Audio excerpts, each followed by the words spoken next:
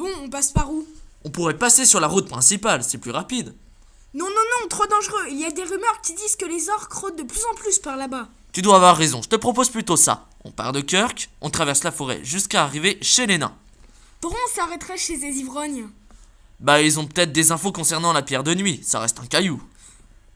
Ouais, c'est pas bête. Je continue. Ensuite, on traverse la plaine des humains. Et comme ça, on arrive au désert sans se friter aux ennemis. Ok, ça me va. Les deux aventuriers commencèrent leur périple en traversant la forêt des Lorvols. Malheureusement, il n'y avait pas que des hommes ou des elfes entre ces arbres. Et cela, ils ne le savaient pas. C'est pourquoi, au bout d'une heure de cheval, les héros furent surpris de voir un arbre s'écraser sur leur chemin à 10 mètres devant eux. Oh, c'est quoi ça? Attention, j'ai l'impression qu'on n'est pas seul.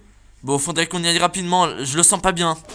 Merde, mon cheval. Oh, calme-toi, Framboise. Qu'est-ce qui se passe? Mon cheval est touché par... Des fléchettes à couvert! L'archer et Eddie sautèrent de leur monture au moment où une demi-douzaine de projectiles surgirent des feuillages. Les chevaux tombèrent sous l'assaut mais assurèrent une protection pour nos deux héros. Ça va? Ouais, mais je suis touché. Merde, retire la fléchette, quelle couleur à la pointe? Noir et ça sent comme l'amande. Putain, des gnomes! Des quoi? Des gnomes, mais fais gaffe, ils paralysent leur proie grâce à leur poison. Mais je vais mourir. Ouais, mais c'est pas grave. Quoi, je vais te tuer? Bah non, vu que tu vas mourir avant. Oh, Tu peux te servir de ton arc? j'ai la vue brouillée, mais ça devrait faire affaire. Ok, couvre-moi, j'y vais. T'inquiète. Édouard de Plasmodia, de légères paroles incompréhensibles. Il sortit une plaque d'argile cuite, et comme par magie, une rune apparut au centre de l'objet. Le jeune homme jeta cette plaque à l'endroit d'où venaient les projectiles. Au moment où l'argile se brisa contre un arbre, une onde de chaleur s'étendit de toutes parts, suivie d'une explosion. Les gnomes étaient à découvert. Ils étaient 6, dont un mort sur le coup de l'explosion. Les créatures de petite taille possédaient de grands yeux noirs, une peau verdâtre et des griffes acérées, armées de sarbacanes et de petites épées. L'archer en profita pour tirer. Et d'un, plus que 4. Ouais, mais attention, ils peuvent être dangereux.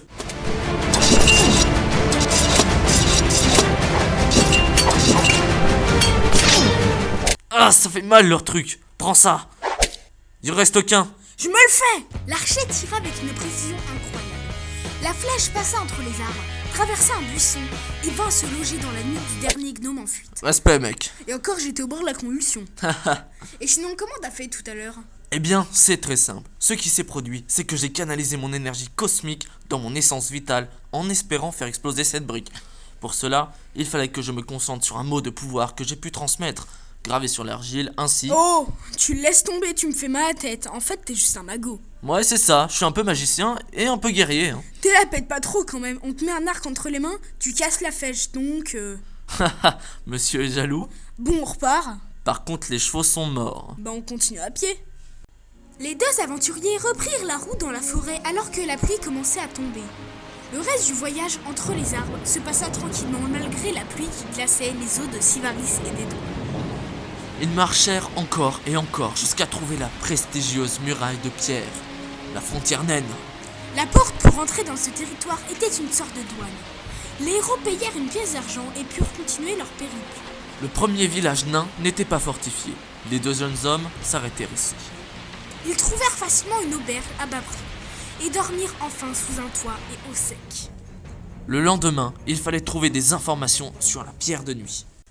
Hé, regarde là-bas! Grimm et compagnie, vendeurs d'armes, d'outils et d'autres babioles. Ce magasin devrait pouvoir nous renseigner. Allons-y! Entrez, entrez, chers clients. Au fond du magasin se trouvait un homme, debout derrière une table. Il ne ressemblait pas à n'importe quel marchand. Celui-ci était robuste. Une barbe rousse mal coiffée rebondissait sur son imposant buste. Il portait une hache dans le dos et un marteau de guerre à sa ceinture. Bonjour, aventurier. Aurez-vous besoin d'une arme, de resplendissante armure ou encore de talismans aux pouvoirs étranges? Faites votre choix, la masse d'armes est en réduction. Non. Nous, on veut juste des infos sur... Le collier des 5 nuits? Non, sur... Le tranchoir et mâchoire? Non, sur la La pierre... pierre des morts blancs? Où est cette... Oh! Ce que mon ami essaie de vous dire, c'est que nous cherchons un objet rare. Une pierre dont les pouvoirs sont immenses, la pierre de nuit. Oh, je vois, vous connaissez? Absolument pas. Mais quelle est cette pierre? Cela m'intéresse. Eh bien, c'est une roche constituée d'obsidienne. D'obsidienne? Oui, nous savons où elle se trouve, et nous espérions trouver des informations sur son pouvoir, mais tant pis. Non, attendez. Oui, j'ai quelque chose pour vous. Je vous le donne en gage de gratitude si vous me dites où se trouve cette pierre. Très bien. Mais t'es fou! T'inquiète, je gère. Bon, la pierre de nuit se trouve derrière la forêt des elfes noirs, au sommet de la montagne perdue, au beau milieu d'un trésor immense. Tenez, je vous donne ceci. Je suis très connu dans la guilde de commerce des nains. Quiconque détient ce collier est considéré comme mon ami. Oh, merci.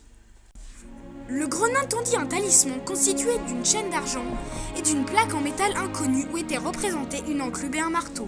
Syvaris sortit le premier. Suivi du mage, ils décidèrent de continuer leur voyage maintenant que la pluie avait cessé. Le duo quitta le territoire nain en toute hâte. Il n'avait pas confiance en ces petits ivrognes. Après quelques jours de marche, ils se trouvaient désormais dans les frontières sécurisées des hommes, au plein centre de la plaine d'Aori. Là, les aventuriers posèrent leur campement proche d'une dizaine d'autres tentes. Au moins, ils ne risquaient pas de se faire attaquer par un de ces immondes loups sauvages. Un des groupes attira le regard avisé de Syvaris.